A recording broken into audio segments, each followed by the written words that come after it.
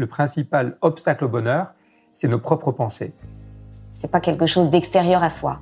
Le bonheur pour moi, c'est la liberté. Pour moi, c'est très simple en fait, le bonheur. C'est juste être. Bienvenue sur le podcast C'est quoi le bonheur pour vous ?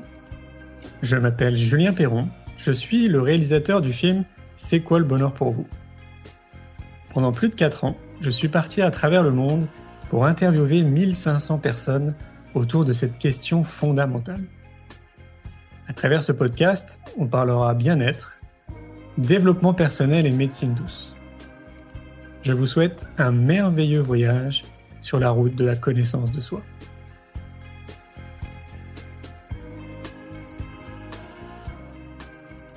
Aujourd'hui, j'ai le plaisir de recevoir Ilios Coutsou. Ilios a travaillé avec Frédéric Lopez sur l'émission Leurs secrets du bonheur. Cofondateur de l'association Émergence, son livre Éloge de la lucidité a remporté le prix Psychologie Fnac en 2015. Passionné par tout ce qui touche à l'humain, et plus particulièrement par la richesse que donnent à nos vies les émotions, Ilios intervient sur les thèmes de l'intelligence émotionnelle, du bonheur, du changement, de la pleine conscience. Je vous souhaite une belle écoute. Bonjour Ilios. Bonjour. Merci de m'accueillir. Alors aujourd'hui, je suis de retour à Bruxelles. Après quelques mois, j'étais passé voir Thierry Janssen. Et donc, on est animé d'une volonté depuis 2 ans avec mon équipe de répondre à une question qui me paraît fondamentale. C'est quoi le bonheur pour vous ? Alors, pour moi, tu es l'un des spécialistes du bonheur, donc c'était évident de passer te voir. Donc, j'allais te poser la question, c'est quoi le bonheur pour toi ? Qu'est-ce que le bonheur ? Je crois qu'il y a plein de définitions différentes du bonheur qu'on peut avoir. Et à la base, je dirais que le bonheur peut être vu comme quelque chose. Un peu comme un objet ou comme un cadeau, le cadeau qu'on attend, le cadeau qu'on va déballer à la fin de l'année, ce cadeau matériel que la publicité nous vend, le bonheur si je veux, le bonheur au bout d'un voyage, le bonheur au bout d'un produit, peut-être le bonheur dans un livre, tous les livres qui nous vendent l'idée, y compris le mien, qu'on pourrait acquérir plus de bonheur en ayant lu un ouvrage. Et je pense que ce bonheur-là, en tout cas, n'existe pas. C'est un bonheur illusoire, c'est un bonheur très très fugace. On désire quelque chose, quoi que ce soit, et tant qu'on le désire, il y a cette forme de motivation d'aller vers cet objet-là. Et puis une fois qu'on l'a, on pensait que ça allait nous rendre heureux, mais combien de temps dure le surcroît de plaisir de cet objet, même une nourriture, le chocolat qu'on a partagé ici. Et puis il y a peut-être une autre définition du bonheur qui ne serait pas quelque chose, mais le bonheur qui serait une forme d'attitude. Une attitude qu'on peut avoir face à la vie. Et cette attitude-là, alors, elle ne dépend pas des événements extérieurs. Alors, bien évidemment que ce qu'on souhaite, ce que je souhaite pour mes proches et pour toi, pour chacun d'entre nous, c'est d'avoir une vie la plus aisée possible, d'avoir une vie dans un monde sans agressivité, d'avoir une vie dans laquelle nos besoins de base soient satisfaits. C'est une évidence, bien sûr. Mais une fois que la base est satisfaite, est-ce que c'est vraiment les circonstances extérieures qui vont créer du bonheur ? Apparemment non. Autant la science, quand elle étudie ce sujet, que les cas cliniques où je pense que chacun d'entre nous, on peut se rendre compte que ce ne sont pas les circonstances extérieures qui créent un bonheur durable. Alors, ça serait quoi ? Alors, ça serait une forme, j'allais dire, on connaît cette métaphore qui dit le bonheur n'est pas une destination, le bonheur est un chemin. Et je dirais, pour moi, le bonheur, ce n'est pas encore le chemin, la meilleure description, ce serait le bonheur, c'est une manière de marcher. Le bonheur réside dans notre manière de marcher tous les jours, au quotidien, dans notre chemin de vie, qu'il y ait du soleil comme aujourd'hui, ou qu'il y ait un orage, qu'il y ait de la pluie. Donc, quelle attitude vais-je avoir dans mon existence ? Et je pourrais le définir de manière simple, avec quelques éléments. Et le premier élément, c'est une question d'attention. Le bonheur, pour moi, c'est une question d'attention, c'est à quoi est-ce que je porte attention ? Aujourd'hui, on a ce soleil magnifique. Est-ce que je porte attention à ce ciel bleu là au-dessus de nous, à ta bonne humeur et à ton sourire aujourd'hui, à la présence de ma petite fille ici en bas ? Est-ce que je peux porter attention à ça ? Et on dira c'est plutôt facile. La vie va plutôt bien. Et là où ça devient encore plus important, c'est le jour où c'est plus difficile, où l'enfant est malade, où mon monde professionnel commence à devenir très compliqué, où mes finances sont difficiles, où j'apprends que j'ai une maladie compliquée, et ainsi de suite. Et c'est ce jour-là, à quoi est-ce que je porte attention ? Est-ce que ce jour-là, je suis capable de porter attention à ce qui va bien dans ma vie, même quand le reste va mal ? Et on pourrait peut-être se dire que tant que je suis vivant, est-ce que ce n'est pas qu'il y a plus de choses qui vont bien que de choses qui vont mal. J'ai une grande amie, Patricia, à qui j'ai dédié mon dernier livre, qui a vécu 6 ans avec un cancer, et on lui prédisait 6 mois, et qui me rappelait ça régulièrement, et qui me disait « Oui, tant que je suis vivante, c'est certainement qu'il y a plus de choses qui vont bien dans ma vie, dans mon corps ici, que de choses qui vont mal. » Et dans la chambre de son hôpital, lorsqu'elle était là avec un traitement, elle n'avait plus de cheveux, elle était capable de regarder par la fenêtre et de montrer les cerisiers en fleurs en me disant « Regarde comme c'est beau ». Donc, ça voudrait dire que ça serait de manière très simple et synthétique, rattaché à nos pensées? Oui, mais je dirais, personnellement, j'appellerais ça pas ça les pensées, c'est rattaché à notre attention. Parce que nos pensées, justement, bien souvent, elles nous entraînent dans des formes de rumination. Nos pensées, souvent, nous entraînent dans le passé, dans le futur, alors parfois pour le meilleur. Elles nous parlent du passé pour nous rappeler des choses positives, elles nous parlent du passé pour notre apprentissage, nos apprentissages, et elles nous parlent du futur pour la beauté des projets au service des autres peut-être. Et donc voilà les pensées extrêmement utiles. Mais la pensée, dès qu'on va un peu moins bien, la pensée, est-ce que ce n'est pas les regrets du passé? Est-ce que ce n'est pas l'anticipation anxieuse de l'avenir? Dans ce cas, la pensée devient notre pire ennemi. Et donc ce n'est pas la pensée elle-même. Les pensées peuvent être positives comme elles peuvent être compliquées. Et donc je ne pense pas que c'est la pensée qui prédit le bonheur, mais c'est au contraire notre attention. Et donc l'idée de l'attention, c'est au moment où ma vie ne va pas très bien sûr que mes pensées vont commencer à tourner à propos de grandes difficultés. Et plutôt que suivre mes pensées, eh bien, je vais porter attention de manière très concrète, d'abord à ma respiration peut-être. Voilà le premier endroit qui me dit que je suis toujours vivant. Tant que je respire, c'est que je suis vivant. C'est une bonne nouvelle que chacune d'entre nous, maintenant, nous pouvons constater. Il n'y a pas de théorie, on ne doit pas faire de philosophie, il suffit de porter attention, et voilà, nous sommes vivants. Maintenant, c'est très concret. Et donc, c'est une question d'attention. L'idée n'est pas que je doive penser à ma respiration, ni penser plus positivement que ça ne serait. Non, c'est vraiment là concret. On est proche de l'état méditatif. Oui, ouais. Mais une forme de définition de la méditation, ça serait cette forme de cultiver une attention. Ce n'est pas la seule chose, hein, puisqu'il y a aussi la question de cultiver, évidemment. Dans la méditation, il y a cette forme de familiarisation avec notre manière de fonctionner, et puis de cultiver des états, une forme de relation au monde qui serait positive pour nous et pour les autres. Et donc, ce premier point qui était l'attention, alors cette attention à ce qui va bien, elle a aussi à voir avec les autres, bien sûr, puisque nous sommes très rapidement captés chez nous-mêmes et chez les autres par ce qui ne va pas bien, par les difficultés, par ce qui n'a pas été comme on voulait, par ce qu'on va appeler des défauts chez l'autre. La question, c'est est-ce que nous pourrions, de manière tout à fait réaliste, porter attention à ce qui va bien, porter attention aux ressources chez la personne à qui nous vivons, porter attention aux qualités dont font montre les personnes, et quand bien même nous aurions, je pense au monde professionnel, quelqu'un avec qui en ce moment nous avons de grandes difficultés, s'il est encore là ou si elle est encore là, c'est bien qu'elle a aussi des qualités. Et est-ce que nous pourrions porter plus d'attention à son potentiel, qu'on peut encore faire fleurir, qu'on peut faire grandir, qu'uniquement rester absorbé par ce qui ne va pas? Le problème quand on est absorbé par ce qui ne va pas, c'est qu'évidemment, on voit ça au niveau des émotions, lorsqu'on est confronté à une difficulté, si l'émotion qui arrive c'est l'anxiété, ça va réduire le champ attentionnel, et donc on va de manière prioritaire uniquement détecter ce qui nous menace. Et donc la menace va nourrir à nouveau une émotion difficile qui va de nouveau réduire le champ, et ainsi de suite, il y a une forme de boucle difficile, et sortir de là, ça serait bien sûr pas nier ce qui se passe de difficile, c'est le regarder, le reconnaître, une fois que c'est reconnu, c'est pouvoir choisir d'aller regarder dans la situation ce qu'il y a de beau, d'intéressant, de positif, les ressources, et ainsi de suite. Ça veut dire que ça s'apprend? Bien sûr. Ah ouais, super. Et bien heureusement. Alors, on n'a pas tous reçu. Alors, on n'a pas tous reçu la même chose de la vie. On peut imaginer, ici, on est dans un jardin, tout le monde n'a pas reçu le même jardin. Il y a certains jardins dans lesquels il y a beaucoup de cailloux, la terre n'est pas très fertile au début, il y a beaucoup de mauvaises herbes, et il va falloir y travailler. Et certains doivent travailler plus que d'autres, c'est une évidence. Hein. On a un héritage de nos parents, de plus loin, un héritage même génétique, on a un environnement différent, parfois moins bien traitant, et ainsi de suite. Mais chacun d'entre nous, à force de travail, nous pouvons prendre soin de ce jardin de manière quotidienne, et c'est une certitude, quelle que soit la parcelle que l'on a reçue, nous pouvons la faire fleurir. C'est super. Est-ce que tu aurais une chose à transmettre? Par exemple, j'imagine très bien les gens qui nous écoutent vont dire « mais c'est génial, et je fais comment moi par exemple demain matin ?» Alors, ces différentes choses sont toutes simples, je ne les ai pas inventées, et parmi elles, c'est le fait de tous les jours de pouvoir porter son regard sur les choses qui vont bien. Et donc on pourrait prendre un moment pour s'arrêter. Alors, je pense que l'idéal, avant d'aller... Il faut d'abord stabiliser l'attention. Notre attention, elle est bien souvent vagabonde. Notre esprit part souvent tout seul. Alors il rêve à des choses positives, bien sûr, mais c'est le même type de vagabondage qui partira à un moment dans les pensées compliquées.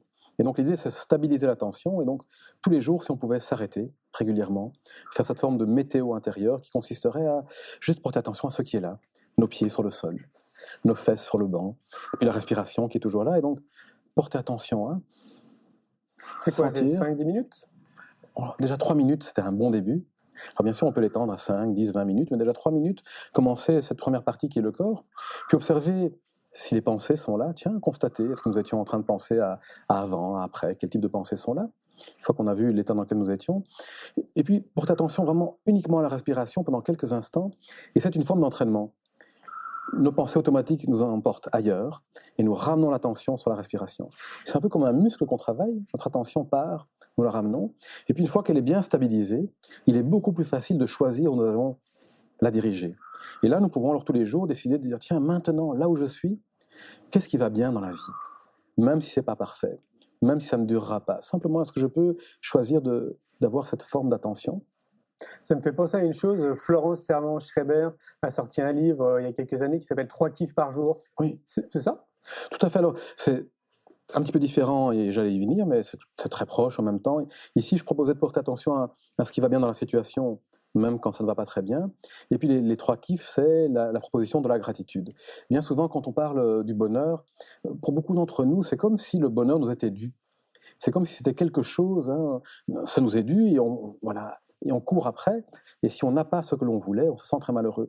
Et le fait d'avoir cette forme, on n'est pas très ouvert quand on est comme ça. On court après une chose précise, alors que la gratitude, c'est exactement le contraire. C'est regarder toutes les choses dont on bénéficie et qui ne dépendent pas directement de nous, qu'on ne doit pas qu'à nous-mêmes. Et donc la gratitude, ça serait, si on repart à la chose toute simple, qui est le fait de respirer, le fait d'être en vie, le fait d'avoir assez à manger, ainsi de suite. Ce sont toutes des choses, des bienfaits de notre existence, mais on ne les doit pas qu'à nous, évidemment. Si je regarde le fait que je respire, je ne dois pas qu'à moi. Le fait d'avoir une compagne avec qui j'ai une vie extraordinaire, je ne le dois bien sûr pas qu'à moi. Le fait d'avoir à manger, ainsi de suite. Et donc la gratitude, non seulement nous centre sur le positif, mais nous ouvre aux autres et à la vie. Et donc ce double mouvement d'aller vers le positif et nous ouvrir aux autres et à la vie a des effets extraordinaires. Et donc, bien évidemment, ça va dans le sens de ce que disait Florence, qui était, par exemple, le soir, une fois par semaine, penser à 5 choses pour lesquelles on aurait de la gratitude. 5 choses toutes petites pour lesquelles j'aurais envie de dire merci. Et on s'aperçoit souvent qu'il y en a beaucoup plus. Exactement. Et le fait d'aller sur des choses petites me semble intéressant et important pour différentes raisons.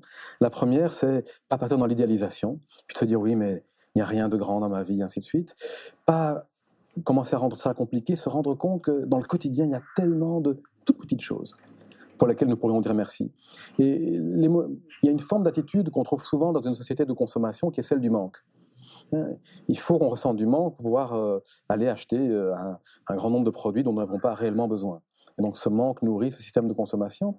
La gratitude, c'est le contraire. C'est une forme de contentement. Et le contentement, pour moi, ne veut pas dire de ne pas avoir d'ambition, ne veut pas dire de ne pas avoir de grands projets, ne veut pas dire de ne pas essayer de transformer les choses, mais c'est de dire que lorsque je m'engage sur un chemin de vie, j'ai un projet, c'est un peu comme je pars en montagne et j'ai bien sûr un cap, j'ai le sommet de la montagne, ça m'a mis en route, mais après la question c'est est-ce que je peux savourer chacun des pas de mon chemin? Et si je ne le fais pas, non seulement je ne suis pas attentif, qui était le premier point que j'avais proposé, et puis le deuxième point pour le bonheur, ça c'est être ouvert. Cette forme d'ouverture. Si je m'engage sur le chemin de la vie et que je ne suis pas ouvert, mais qu'est-ce qui se passe? Je ne vois pas la beauté de tout ce qui se passe autour de moi, mais je ne suis pas ouvert aux autres. Qui est peut-être la première condition du bonheur, c'est nos liens avec les autres. Et donc, mes compagnons de voyage, je ne fais pas attention à eux. Je ne fais pas attention aussi aux endroits où je pourrais trébucher, tomber. Et quand je parle d'ouverture, c'est bien sûr l'ouverture au monde. Cette capacité, une fois que je suis attentif et centré, m'ouvrir à l'ensemble. Ouvrir au chant de l'oiseau, ouvrir à la présence des personnes qui sont près de moi, mais aussi être ouvert à mes propres émotions. Et là, en termes de bonheur, bien souvent, lorsqu'on a l'image d'un bonheur qui serait uniquement du plaisir, ça nous amène à quoi? À nous dire que si le bonheur, c'est seulement du plaisir, c'est quelque chose, alors les émotions comme l'anxiété, la tristesse, c'est l'antithèse du plaisir, donc c'est l'antithèse du bonheur, et on exclut du bonheur toute une partie de notre vie. Et donc ce bonheur, de nouveau, n'est pas possible. L'idée d'ouverture, c'est de se dire le bonheur, c'est une attitude d'ouverture, et donc je peux être ouvert à mes émotions de tristesse, à mes émotions d'anxiété, à toutes mes émotions, quelles qu'elles soient, dans une forme de bienveillance. Et cette ouverture-là fait que le bonheur n'est pas opposé à la tristesse. Si le bonheur c'est une manière de marcher, attentive, je peux être attentif à ce qui va bien, et en même temps ressentir de la tristesse. Et donc je ressens une tristesse légitime, quelque chose s'est passé dans ma vie, j'ai perdu quelqu'un d'important, et est-ce que ça m'empêche de continuer à porter attention à la fleur, à un enfant, à un conjoint? Ouais, nous sommes des humains, hein, après tout. Exactement. Ouais, ouais. Beaucoup disent justement que le bonheur, c'est pas la destination, c'est le chemin. Voilà, c'est ça. Et donc, c'est cette attitude, moi je dirais, c'est cette manière de marcher, attentif, mais aussi ouvert à nos émotions et donc ouvert aux autres. Et pourquoi c'est important? Puisque nos émotions, nos sentiments, c'est une des choses principales pour pouvoir communiquer avec les autres.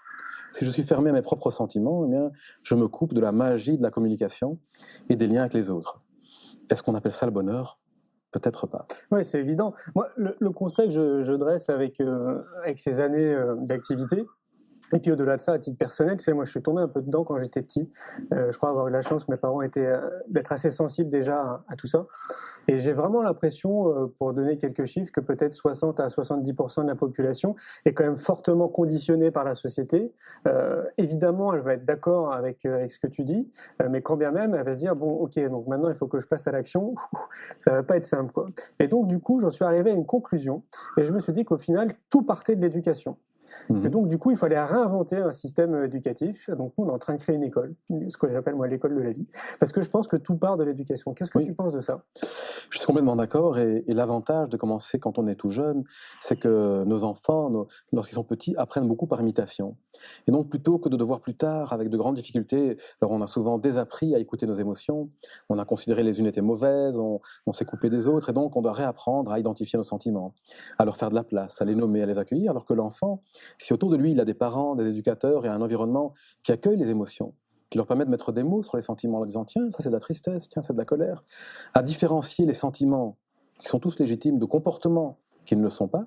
Et donc, c'est montrer que l'enfant, on peut lui apprendre que bien sûr, frapper a des conséquences sur les autres et que c'est quelque chose qui n'est pas juste, mais que ce n'est pas son émotion qui est à remettre en question. Ce n'est pas lui, évidemment. Il peut être quelqu'un de tout à fait... On peut l'accepter de manière inconditionnelle. On peut l'apprendre à accepter de manière inconditionnelle ses sentiments, tout en lui montrant que certains comportements sont adaptés, justes, et d'autres pas. Et donc l'enfant va apprendre ça tellement naturellement, et on le voit chez les petits-enfants, ils le disent tellement facilement « je ne suis pas content, je suis en colère ». Ils le disent très très facilement. Alors que nous, les grands, parfois il nous faut réapprendre ça au prix de plus grandes difficultés. C'est vrai. D'ailleurs, je pense à ma petite fille que je vois arriver juste là-bas. Excellent. Et c'est quelque chose auquel je porte attention avec elle, c'est de me dire, tiens, peut-être que c'est dans ma manière d'être ouvert à mes propres sentiments qu'il y a l'apprentissage le plus grand pour elle. C'est pas quelque chose que je devrais lui apprendre à elle directement, c'est comment je l'apprends moi. Je me souviens du premier jour, il y a pas très longtemps, où elle a été au jardin d'enfants. Alors, évidemment, c'était toutes des nouveautés pour elle, c'était pas évident. Et je me suis rendu compte que la personne qui avait le plus difficile, c'était moi. Et donc, j'avais un grand sentiment ici, une grosse émotion de tristesse, je l'ai laissée là. Alors, on a dit, elle va te dire au revoir à la fenêtre. Et le temps de descendre et de traverser ce jardin d'enfants, je me suis dit, tiens, différentes attitudes, je pourrais juste laisser ça sortir, mais elle est à la fenêtre, elle ne comprendra pas vraiment. Puis je pourrais aussi nier mon émotion, c'est peut-être pas ce que j'ai envie de lui apprendre. Et puis je me suis dit, tiens, voilà un moment où je peux moi-même m'ouvrir mes propres sentiments. Je me suis ouvert mon propre sentiment de tristesse, voilà, cette séparation-là. Puis une fois que je l'ai accueilli, je me suis centré sur la beauté de l'endroit. Tous ces gens sont des artistes qui vont prendre tellement soin d'elle. Et donc après cette vraie tristesse vécue, je vais me centrer sur quelque chose qui m'a rendu joyeux. Et j'ai pu la saluer à la fenêtre avec un sourire authentique. Et donc c'était pas le sourire qui était de nier quelque chose qui était là, mais c'était on peut traverser la tristesse. Et la tristesse, elle me disait que cette petite fille est importante pour moi. Évidemment. Et donc de l'autre côté de la tristesse, il y a peut-être la joie. De l'autre côté de la peur, dit Fabrice Midal, il y a la tendresse. Et donc, nous ouvrir aux émotions, cette ouverture-là, permet de nous connecter à ce qui est toujours lié à nos émotions, qui sont nos valeurs, nos besoins, qui sont des choses toujours positives. Tout à fait, ouais. Est-ce que tu as le sentiment, comme moi, que la population est en quête de sens ? Complètement, fondamentalement. Et tu reviens à cette question du bonheur. Est-ce que le bonheur, ce n'est pas justement avoir le sentiment que notre vie vaut la peine d'être vécue, que notre vie a du sens? Voilà, justement, viens dire bonjour. Oh, elle est trop choubidou. Viens dire bonjour. Toi. Comment ça va? Tu dis bonjour à Julien?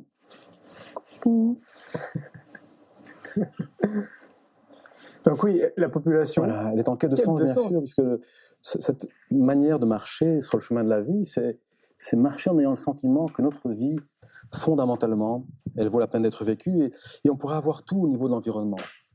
Et pourtant, si on a le sentiment que cette vie ne vaut pas la peine d'être vécue, c'est une tragédie, il n'y a pas de bonheur là-dedans.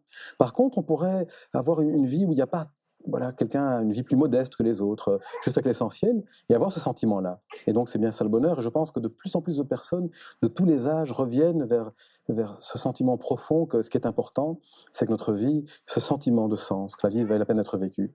Et ce sens nous ramène évidemment très rapidement aux autres, à nos liens avec les autres. Tu as participé à l'émission Leur secret du bonheur avec Frédéric Lopez. Est-ce qu'on pourrait tirer une conclusion de ces 3 émissions qui a eu lieu? Est-ce qu'il y a quelque chose, une substantifique moelle qui est sortie de ça? Alors, c'est une très belle expérience. Comme ça, me dire, est-ce qu'il y a une chose qui est sortie? Ce qui en est sorti déjà, c'est qu'il y a tellement de richesses dans le monde. Beaucoup plus que ce qu'on imagine. On souligne souvent, dans les médias et ainsi de suite, les côtés plus sombres de la société, les côtés plus difficiles, les guerres, les conflits.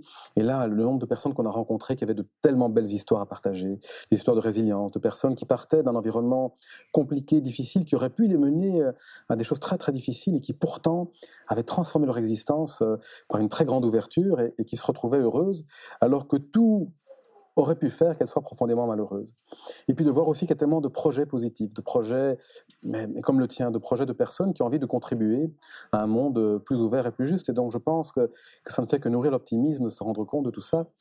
Et Frédéric, son envie, c'était vraiment ça. Son envie, c'était de partager en même temps cette importance de toutes ces ressources qu'on a fondamentalement en nous, que chacune d'entre nous a ce réservoir de ressources qu'on peut activer, et en même temps de montrer l'ensemble de toutes ces initiatives positives qui sont là dans le monde et qu'on ne souligne pas assez. Tout à fait, ouais. Moi, je dresse exactement le même constat. J'ai vraiment le sentiment, à force de me balader autour de la planète, qu'on est des millions et des millions à essayer d'apporter une pierre positive. Mais comme tu le dis, il y a quand même très peu de médias. La télé reste quand même le média par excellence pour parler de tout ça, si je puis dire. Il y en a quand même très peu qui s'y intéressent, quoi. Est-ce que tu ne penses pas que ce serait justement peut-être... allez, aujourd'hui, on crée une télé, on crée une chaîne. Je pense que tout ça est en train de se faire. Il y a un bouillonnement, un foisonnement d'initiatives. Et c'est en train d'arriver. Je pense que c'est en train d'arriver. Donc, dans ce sens-là. Et à nouveau, c'est cette question d'attention dont je parlais. Si on a un projecteur dans une situation, on pourrait dire, on sort à une fête de rue avec un projecteur et on peut uniquement aller projeter sur un conflit entre 2 personnes qui va arriver et on va se dire mais voilà ce qu'il y a dans le monde, l'homme est uniquement violent et agressif, alors qu'on oublie que l'ensemble des personnes qui faisaient la fête, qui s'amusaient, on oublie la personne qui vient d'aider une personne âgée juste là, on oublie la personne qui vient de sourire à un enfant juste là, et donc ça donne une vision très partielle, et le problème c'est que ça va nourrir alors une forme d'anxiété et de peur qui va à nouveau rétrécir notre vision et ainsi de suite. Tout à fait. Donc on peut cultiver cette forme d'attention au positif, chez nous, chez les autres. On peut cultiver cette forme d'ouverture à nos propres sentiments, à notre propre vie intérieure, mais aussi une ouverture à la vie. Et le troisième point, peut-être, de cette attitude du bonheur, c'est la bienveillance. Et cette bienveillance, pour moi, c'est une attitude qu'on peut avoir avec nous-mêmes, bien sûr. Comment est-ce que je me traite dans les moments où je me sens moins bien ? Comment je me traite moi-même dans les moments où j'ai l'impression d'être en échec ? Est-ce que je suis dur, extrêmement exigeant, pas indulgent, ou est-ce que je peux justement me rendre compte que je fais partie d'une grande famille humaine où c'est naturel, chacun d'entre nous, on aura les mêmes sentiments, parfois de ne pas être à la hauteur, parfois on a le sentiment de ne pas être tout à fait adéquat, on a le sentiment on ne se sent pas bien, on se sent honteux et ainsi de suite, et le fait de pouvoir accepter, plutôt que de nous renfermer dans un sentiment d'isolation, alors on peut se sentir connecté à ce monde-là, donc ce sentiment de commune humanité, et puis être bienveillant envers nous-mêmes nous permet d'être plus bienveillant envers les autres. Et cette bienveillance est une des conditions du bonheur. Mathieu Ricard, lui, parle d'altruisme. Est-ce que c'est proche, la bienveillance et l'altruisme, ou c'est deux? Oui, c'est proche, oui, d'accord. Je pense que ce sont 2 notions qui sont imbriquées. Cette attitude altruiste nous amène à être bienveillants. Ouais, d'accord. Donc à prendre soin des autres, du monde dont nous faisons partie. Et je pense que tout ce que je dis là n'est qu'une évidence pour chacun et chacune d'entre nous. Quand on dit prendre soin du monde, c'est important, oui, mais le monde, est-ce que ce n'est pas nous aussi ? Et donc prendre soin du monde, c'est un petit peu prendre soin non seulement de nous-mêmes, mais prendre soin de notre propre maison. Polluer la planète, c'est polluer l'endroit dans lequel on vit, c'est polluer l'endroit duquel on dépend, et duquel dépendent nos enfants et l'ensemble des générations futures. On pourrait considérer que s'occuper de soi, c'est un acte responsable. Tout à fait. Ouais. Je pense que c'est le contraire de l'égoïsme. S'occuper de soi, ça peut partir d'une prise de conscience tout à fait réaliste que si on regarde le monde, nous sommes une partie du monde, et donc si on veut un monde meilleur, plus heureux, plus altruiste, commençons par rendre la partie que nous maîtrisons le mieux de ce monde-là nous-mêmes plus heureuse, plus altruiste, plus ouverte. Si je finis par être complètement désabusé, est-ce que je ne suis pas en train de rendre une partie du monde moins belle, moins juste? Donc, commençons par ça. Et puis, c'est reconnaître aussi que je suis l'outil pour rendre le monde plus heureux. Et donc, cet outil-là, s'il n'est pas en bonne santé, eh bien, je ne rendrai pas le monde plus heureux. Donc voilà, commençons par nous-mêmes. Et puis, en même temps, chacun de notre manière. Je n'ai pas l'impression qu'il faille absolument toujours partir très loin, faire des choses qui paraissent très grandes aux yeux des autres, mais c'est comment je fais dans ma vie déjà. Je pense que c'est Pierre Rabhi qui disait ça, que cette paix, elle n'avait pas beaucoup de sens si elle ne commençait pas dans nos propres maisons. Si je ne commençais pas à faire la paix avec les gens avec qui je vis, avec mes voisins, avec mes amis. Si j'ai envie d'aller transformer le monde très loin, mais que je ne porte pas attention à la personne qui vit à côté de chez moi, que je pourrais aider sans que ça me coûte beaucoup, peut-être quelque chose qui ne fonctionne pas très bien. Et donc l'un n'exclut pas l'autre, évidemment. On peut être quelqu'un qui est tout à fait ouvert à son environnement, et puis après aller faire des grandes choses très loin. Tout à fait, oui. Toi, tu participes à ça. Tout à l'heure, tu me disais que tous les ans, tu organises un congrès. C'est l'équivalent d'un congrès ou c'est... Oui, ouais, c'est ça, ouais. Tu peux nous en parler? Alors, 2 journées de rencontres qui s'appellent les journées émergence, où sur 2 jours viennent plus ou moins, un peu moins de 3000 personnes, près de 2000 la première journée, un peu moins la deuxième journée, et qui viennent ensemble échanger autour de thèmes comme l'altruisme, comme la compassion en action, comme la méditation, et ainsi de suite. Chaque fois un thème différent. Alors cette année-ci, c'était au cœur de la peur. On a réfléchi aux effets de la peur, au niveau individuel, au niveau du corps, avec Thierry Janssen que tu as interviewé. On y a réfléchi au niveau plutôt social. On a réfléchi à la compassion comme antidote à la peur, avec Tania Singer, avec Fabrice Midal, avec Mathieu Ricard. Et donc ces personnes-là, on vient pour échanger là-dessus. Et en même temps, tous les revenus d'une journée comme ça vont financer des projets de solidarité, comme le SAMU social, les sans-abri dans la rue, comme des écoles où des enfants ont moins de chances que les nôtres, et ainsi de suite.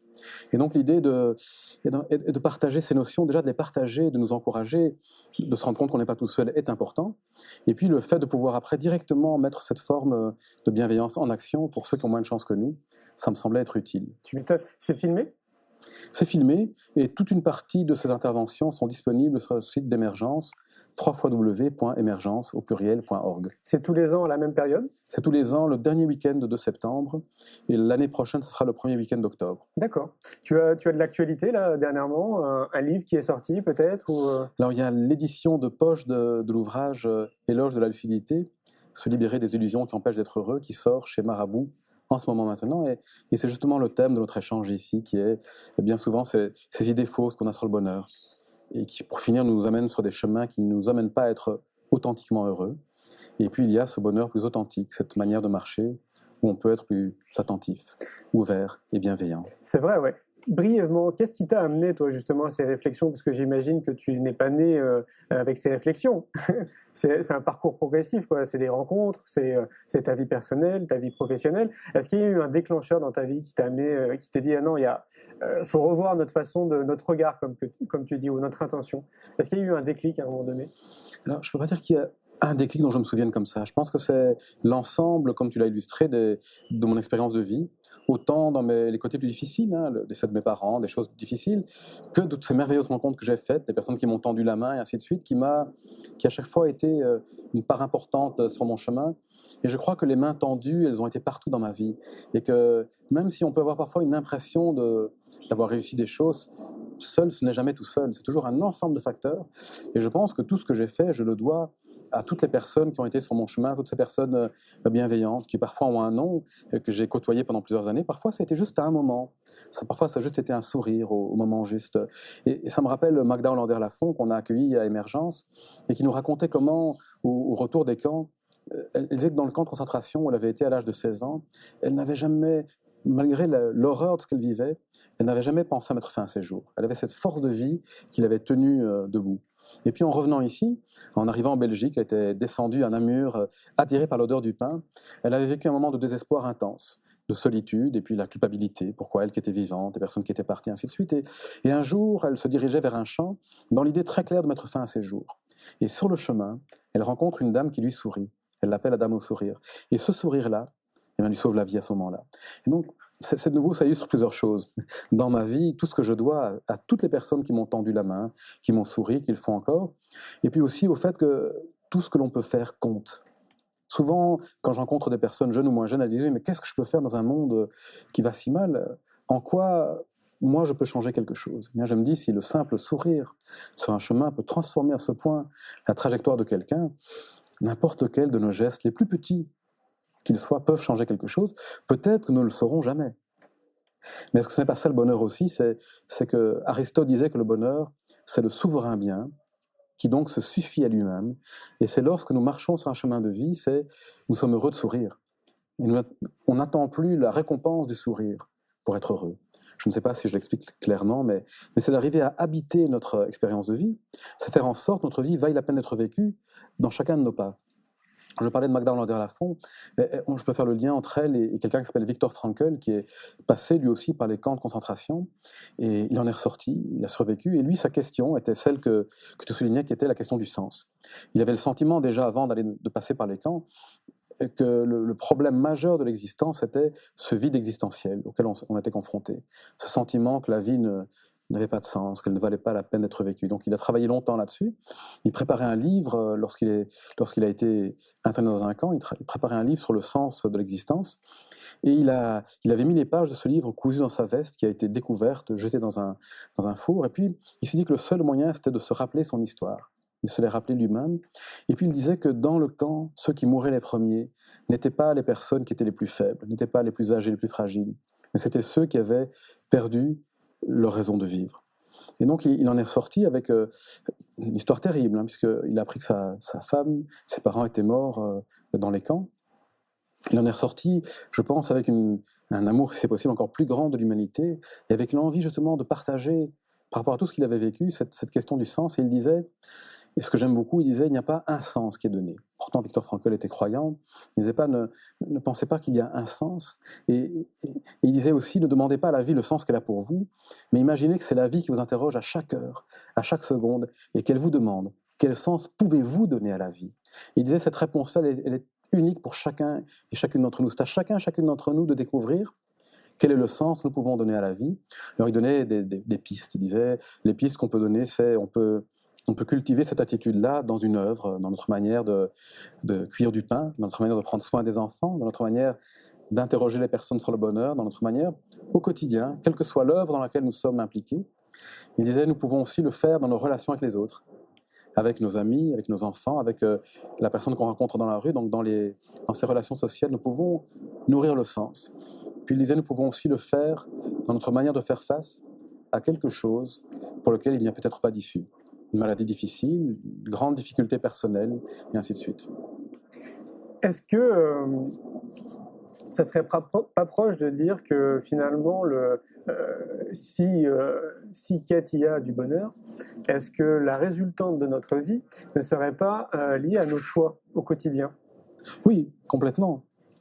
Mais je dirais alors le choix à chaque instant. Et le bonheur, c'est alors maintenant. Si le bonheur n'est pas maintenant, on pourrait se dire, il n'est jamais alors, puisqu'il doit toujours être ailleurs. Patricia, l'amie dont j'ai parlé, elle m'a appris ça aussi, il n'y a pas d'ailleurs. C'est maintenant.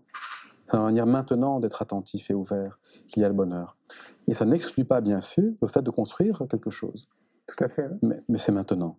Est-ce qu'il y a une citation qui te tient à cœur? Moi, je vais te donner la mienne, c'est celle de Gandhi, qui nous dit « Sois le changement que tu veux voir dans le monde ». Je trouve qu'il n'y a pas mieux. Est-ce qu'il y en a une, toi, qui te tient à cœur, qui te suit un peu partout, où tu ne retiens pas ce genre de citation? J'en retiens beaucoup, et j'aime beaucoup celle que tu viens de citer. Et puis j'en ai une aussi que j'aime beaucoup qui dit « Il y a deux sortes de fous, ceux qui oublient qu'ils vont mourir et ceux qui ne savent pas qu'ils sont en vie ». De Patrick de Clercq. Et pourquoi je l'aime beaucoup? Parce qu'elle nous dit la folie de ne pas savoir qu'on va mourir, c'est alors d'oublier d'aller dire aux gens qu'on aime, qu'on les aime aujourd'hui. C'est oublier de porter attention à ce qui va bien dans notre vie aujourd'hui, parce que cette vie est tellement fragile. Et donc elle peut se terminer tellement rapidement. Et la vie est quelque chose de tellement précieux, de tellement fragile.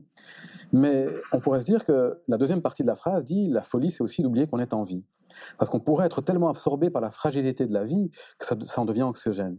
Et on oublie que même si quelque chose ne va pas, maintenant on est en vie. Et donc cette capacité à en même temps porter attention à la fragilité de l'existence, pouvoir agir directement, et en même temps d'être conscient de sa merveille qui est là maintenant, c'est peut-être, ça résume peut-être cette manière de marcher sur le chemin de l'existence.